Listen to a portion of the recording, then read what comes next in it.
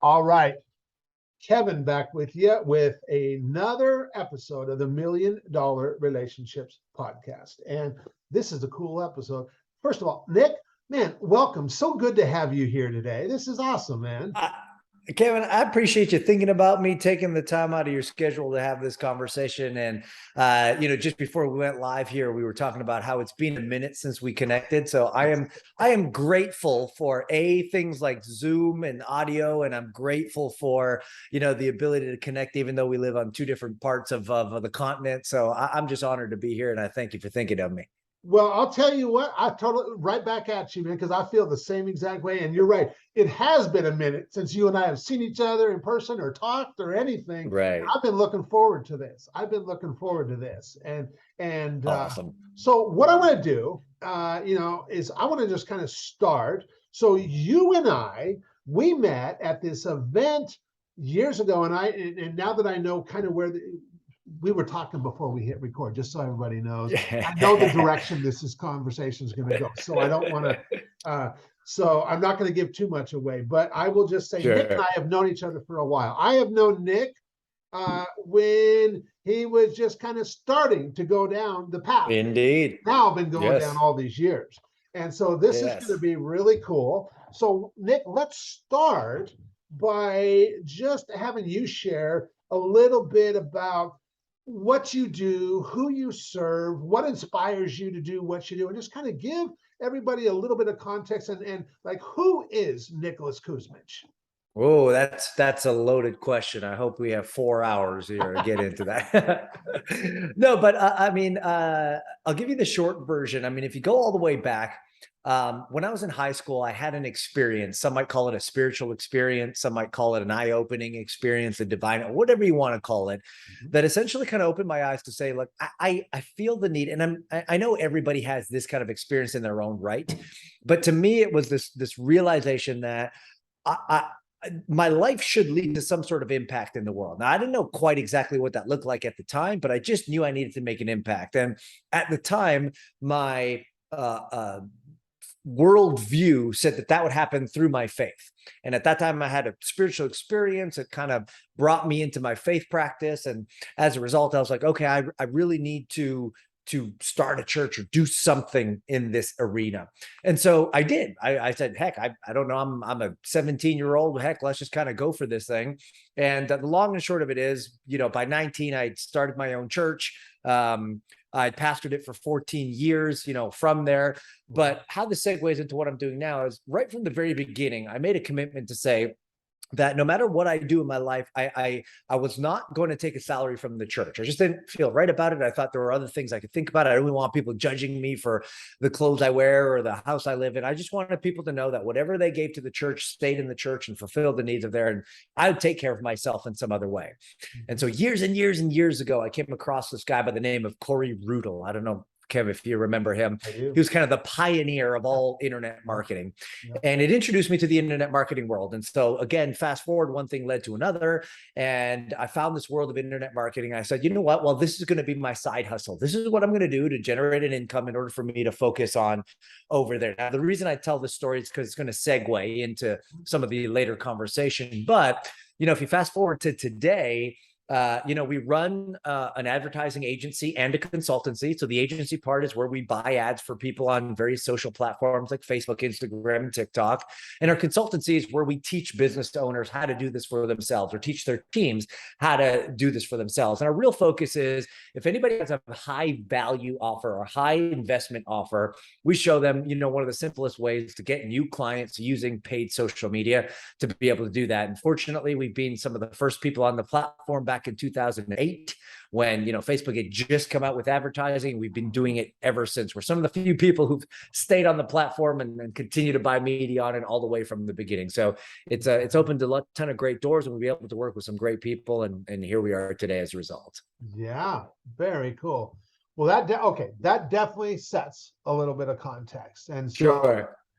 What I'll do now is we'll switch gears a little bit. I'm going to reiterate the question for the benefit of the listeners. Sure. Have you ever been introduced to a person that completely changed the course of your life or your business, so much so that much of what you have today would not be possible if not for this person. And Nicholas, I'm really excited to hear your story, your Yeah. experience around this, and because I know it's going to inspire other people to just place a more focused effort on creating Sure. more real, meaningful, and valuable relationships in their lives. Yeah, I love this. And, and as we're talking, I think in anybody who would think about this answer for their own personal life, they couldn't just say one person. They'd have to Yeah. say different people at different seasons. Yeah. But one of the most pivotal was, and here's kind of the segue to the story was, so after 14 years of pastoring, I came to this place where I realized it was time for me to step away from the church. Okay. And so I did. And when I did, this was 2010, I believe. So it was December of 2010. It was Christmas Sunday, so the Sunday closest to Christmas. And it was the time where my congregation had known that my journey here had come to an end and I was going to move on to other things. And I didn't quite know what those other things were. I just knew that time had come for me to make a decision to do something different in my life. And one of the vows I made inside my mind is, for an entire year, I'm not going to step foot in another church. I just need a break. I just needed kind of a little bit of a breather. And so I didn't know what I was going to do. It was the holiday season. And because of a conversation that I had in a Facebook group, I'd say like 3 months before, a good friend of mine, who's now a good friend of mine, Jason Gaynard, introduced me to this group called Toronto Entrepreneurs of Passion and Purpose, or TEP for short. Okay. And he said, Nick, you're a young guy, you're coming up. It's good to network with people, inside your city. And at that time I lived in Toronto. So I said, you know what? I'm going to join this TEP group. So I joined it and I was kind of following along for a couple months. And then out of nowhere, one day, this man by the name of Giovanni Marsico made a post in the group. And he basically said this. He says, I'm holding an event that's going to happen in the first, I believe it's first Sunday in January, which was, maybe 2 months away. Okay. And he said, look, I spent hundreds of thousands of dollars on marketing training. I've learned from the best of the best. I've worked with Dan Sullivan. I've worked with Joe Polish. I've worked with all these people. And I am now holding a one-day event where I'm going to take everything I know to be true about marketing and all the success we've had in our own business, and I'm going to just give it to everybody on this day. And I believe he said, I'm going to charge $500 for the event. Don't quote me on that, but it was something around there. And he made a good old like Dean Jackson kind of offer. And he said, I'll tell you what, you show up to the event and you only pay after the event if you felt it was valuable for you. And that was kind of the offer he made. And so I'm looking at this thing and I'm like, oh, this sounds really cool. And I recognize some of the names he mentioned, and I would love to get more clarity around my own life and what's happening in my business. So sure, I'll sign up. And secretly, Kevin, don't tell Gio, well, he knows, but secretly I said in my mind, I'm going to go to the event, and no matter how good it was, I'm going to tell him it was terrible so I don't have to pay the $500 thing. And I didn't do that because I wanted to be rude or immoral or unethical. I did it because I didn't have the $500. Like, just transparent. I was like, I didn't have the money, but I know the value. So, let's just go and figure it out and make it work. So here's the irony of it, Kevin. It's a cold Sunday morning in Toronto in the beginning of January. And I find myself on a Sunday morning going to an event held by this guy. And it just so happened to be held at a venue called the Berkeley Church. Oh, which in Toronto, it was a converted church. It used to be this old school stained glass church that they turned into an event space, but it still had the tables and the stained glass windows and the A-frame roof. And I'm like, oh, this is a little ironic, but okay. I thought I would never find myself in a church on a Sunday morning, but here we are just 1 week after I left the church. And he calls the event Archangel. And I'm like, oh, the universe has a sense of humor. Okay, well, here I am at an event called Archangel on a Sunday morning in a church, a place called the Berkeley Church, a week after I just said, I'm never going to step foot in a church again. But frankly, I wasn't there for a Sunday service. So I just kind of went with it. And, there's some amazing people in there, some people who I still call lifelong friends who are there. And we were talking and whatnot. And Gio does this amazing thing at most of his events, and he calls them the 126 talks. And 126 represents the number of seconds. And it's this thing he says with his son. He says, I love you 126, which means I love you a lot or whatever. And what everyone in the group had the opportunity to do was, rather than just say, hey, my name is Nick and I run successful Facebook ads, he said, that's one way to introduce yourself. But instead, what if I give everybody who wants the opportunity 126 seconds to get up on stage, and rather than just saying, hey, this is my name and this is what I do, you have to provide 126 seconds of value in a space that you're an expert of. And it was just a great, wonderful way for people to get up and kind of introduce themselves by providing value to everybody else in the room. So I remember when Giovanni made this invitation, all of a sudden people started to get in line on the side of the stage to be able to get up front and share. And Giovanni was kind of like going on as this line was forming. And I was thinking in my mind, I don't even know what I want to share, but I think it's a good opportunity just to kind of introduce myself to other fellow business owners and Torontonians. And I think I was going to talk maybe something about time management or whatever. And so Giovanni was on the front of the stage. And as he was talking about his marketing, and at that time he had a real estate business as well, he said, how many people in this room run Facebook ads to get new customers for their business? And I think 80% of the hands in that room went up. Like, Facebook ads had been new, but not that new. It was about 5 years old at the time or so. And people were just starting to learn it. And it was a thing. Everyone was doing it, including myself. That was my thing. I was doing it as well. And then he asked the second question that really changed the trajectory of my life. And the second question he asked was, how many people have found those ads to be profitable? And every hand went down except mine. Wow. Mine was the one that was still up. Wow. And so I looked around and I thought, well, wait a second. I might be onto something here. Like, I might be onto something, because everybody's running Facebook ads. I'm the only one who finds it profitable. And in my mind, I was like, well, everybody who's running Facebook ads finds it profitable. It's so easy. You just push a couple buttons and money comes in. And I wasn't weary, I wasn't aware of the reality that people were struggling to make these ads work. So I said, okay, well, immediately on the spot, I changed my 126 talk to be all about how to make Facebook ads work. And so, people went through the whole cycle. I finally got to the front of the stage and I said, hey, my name is Nicholas, and here's my 126 seconds of value to you. And it was all about how you can make Facebook ads work. And immediately somebody said, oh my gosh, you're a Facebook ninja. And I got dubbed a Facebook ninja. And when really I went into that room, not really knowing what I was going to do with my career or my life or my business, I knew internet marketing, but I never thought I was going to focus on any particular thing.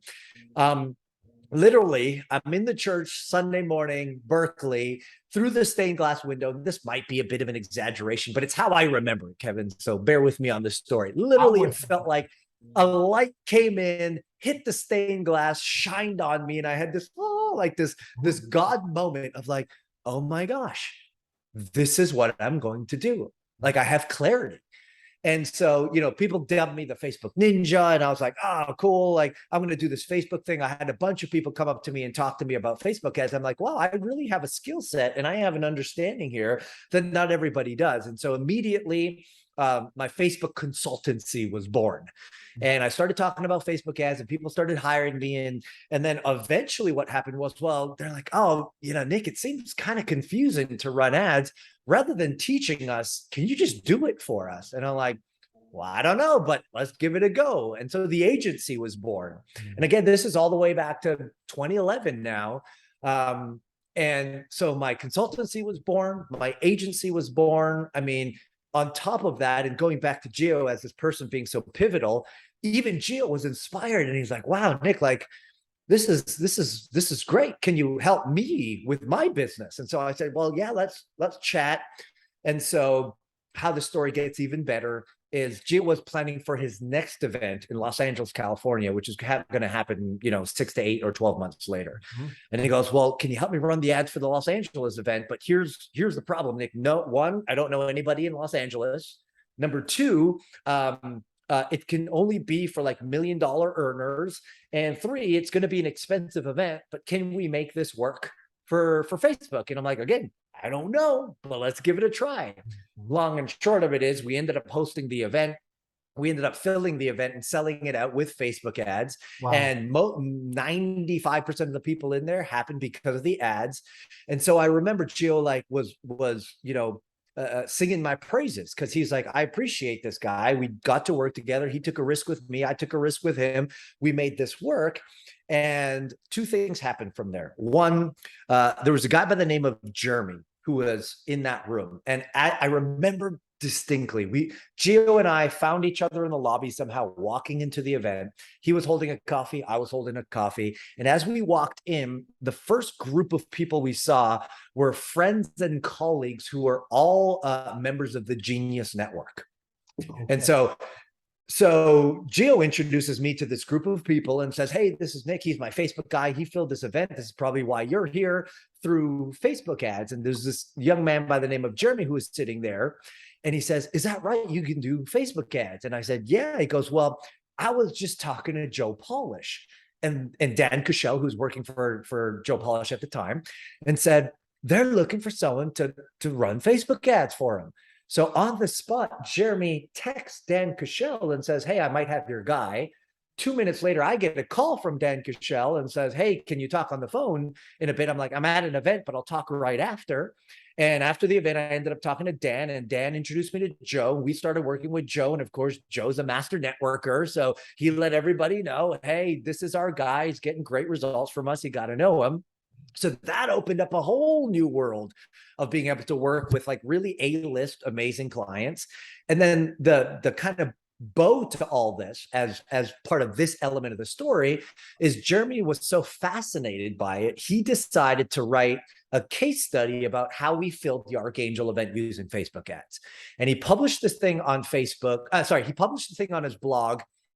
And I woke up one morning and I was looking at my phone and I had something like 300 or 400 new friend requests. Wow. And I'm like, what's happening here? Like, I this is weird. What's happening?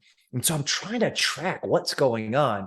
And apparently back in the day, the number one leader who was teaching Facebook ads at the time was a guy by the name of Donald Wilson, who became a friend of mine. And he started a new company called Gear Bubble many years ago. But at the time, he had this course called Facebook Ads Hacked. And he was the leader in teaching people Facebook ads. And he read this blog article and he shared it to everybody he knew. And he said, this is the best article I've ever read of someone using Facebook ads to fill a live event. So of course, that got me a bunch of stage time or publicity in the internet world. And it came endorsed by one of the leaders in the field at the time. And again, the rest, as they say, is history. Between the relationship with Joe and the relationship with Don, and things opened up and it started a speaking circuit for me, and the agency blew up and the consultancy blew up. But it all happened because I saw a Facebook post from a guy by the name of Giovanni Marsico. I responded to it. We became friends. And you know as well as I do, Gio is one of the most giving people on the planet. And he saw something in me, and he saw a skill set, and he saw how we helped him. And he said, you know what, I'm going to let other people know about it. And Kevin, the rest, as they say, is history. But that's the short version, how one man kind of re-changed the whole kind of directory and direction of my life. Yeah. What an amazing story. And of course, being as close with Gio as I am, that was really, because Nick, I kind of knew the story, sure, but I never had it explained the way you just did. So I feel like I'm way behind on knowing the story, but now I know the story, which is really cool. That is a good story, And yeah, it's good. And and Gio, you're right. I mean, one of the most giving, generous guys I know. And of course, Joe Polish was my very first introduction to marketing, because I started a carpet cleaning and restoration business back in 1996. I did not know that. Yeah, I blew through. So prior to that, okay, I had worked for 7 years as a commercial fisherman in Alaska to save up money so I could start my own business. And I started that business in 1996. I knew a guy in Seattle that was in that business, and I thought, well, gosh, if he can do it, so can I. That was my whole thing of how I got in cleaning and restoration. Right. The first year I blew through $300,000, and I didn't have a clue what I was doing. And I'm like, I found an article in a trade publication by Joe Polish. I ordered his report, got his marketing help, and with his ongoing help, we completely transformed that business over the next 3 years. I ended up joining Genius Network the second year that Mhm. Joe started it in 2000. No kidding. Dan Okay. Shell was the very first person I ever met and had a conversation with at my very first Genius Network meeting. Dan and I are still, in fact, I was just texting with Dan yesterday. Yeah, I love Dan. Great guy. And Yeah. I'm just like looking at all of these, what's the right word I'm looking for? There's a lot of overlap here. There's a lot Sure. of Right. overlap. Right. And for a guy like me, like when we started this podcast, what I really wanted to do was there was two things I wanted to have happen. I wanted to be able to have people like you be able to share your story, your experience, and honor somebody who's had such a Mm, profound impact on your life. And then for the listeners, I wanted to, because one thing I have believed for a long time is that as entrepreneurs, relationships are the most valuable asset we possess. right. And you have demonstrated that right here. Yep. You just Yep. demonstrated that.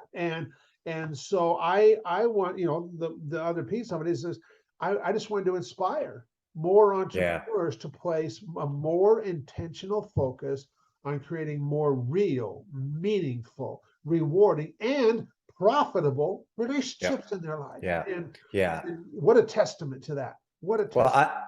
I love that because I think it was Jason Gaynard who said, or at least he's quoting somebody. He goes, "No matter how things bad get, no matter how bad things get in your business, the bank can take your possessions, can take your house, can take your money, but they can't take your relationships." And so many people are investing in their business from a perspective, oh, what's the new trinket I could buy, the new course or the training? And look, I'm not cutting education. We're an education company ourselves, and we teach people things as well. I'm not cutting that. But what I tend to see happen is most people see people as a means to an end. Yeah.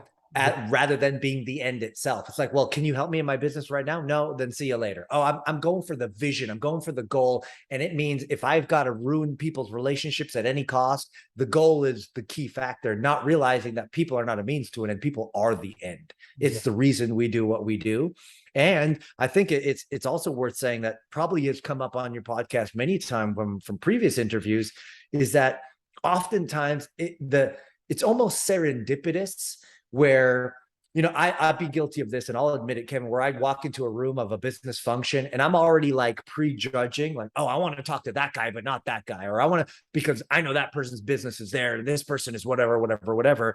And I've been humbled many times in the past years to realize that my greatest friends and the people who've helped me the most were not the people I initially thought would. And so I think the key for me to realize now is you just don't know. Yeah. And be good to everybody and provide value to everybody. And maybe the person you're hoping to strike it off with, you don't, but that's not the end of the world, because there's another person there who you just don't know could end up being, an amazing partner or helper or experience or director or connector or whatever for you. So I've come a long way from those days, and now it's just people are amazing. And if you can provide value to somebody, even if you're not going to get anything returned, you just never know where that relationship could go. That's So right. be good, and be good always to everyone, and just watch the universe kind of bring things to you. Absolutely. Absolutely. So Nick, for anybody, listening to this going, man, Kev, I sure do like that Nick. I love his story. I love the way Nick shows up. Ah, How can they find any more info on you and what you guys are doing? yeah, well, I think the two easiest things are nicholaskuzmich.com. I know it's a difficult name to remember. That's why I've got it on the bottom of the screen. And I'm the only actual Nicholas Kuzmich in the entire world, believe it or not. So if you remember how to spell it, I'm the only one you can find. So nicholaskuzmich.com is kind of our main website. On all social channels, it's /Nicholas Kuzmich. And if you're like, hey, Nick, I'd just love to have a conversation with you to see if you might be able to help us in our business, work with Nick. So work with NIC.com, workwithnick.com. You can just fill out a brief form there. We'll hop on a call and I'll see if there's any way I can help you. No charge, no obligation, no risk. It's just, I like connecting with good people. And if we're able to help you, we will. And if we can't, we'll point you in the right direction. Awesome, man! What a generous offer. Wow, that's great. Well, Nick, any last thing you want to share before we call it a wrap? Well, I think the two things, if anything, off the top here is number one, Kevin, I appreciate you. I always know that you valued relationships and always put people first. And just to reconnect with you again here after a couple of years, it's been amazing. So I appreciate your work and what you're putting out in the world for sure. And then secondly, to everybody, I think it's just a reiteration of what you've said here and what we've collectively agreed on in this interview was don't undervalue the power of a good relationship, right? It is the crux and the foundation of everything. So put people first, be good to people, provide value, and I think that'll pay off tremendous amounts of ROI in your life, both personally and business wise. Absolutely. Amen. Amen. Well, Nick, thanks again for taking the time to have this conversation. Really appreciate it, man.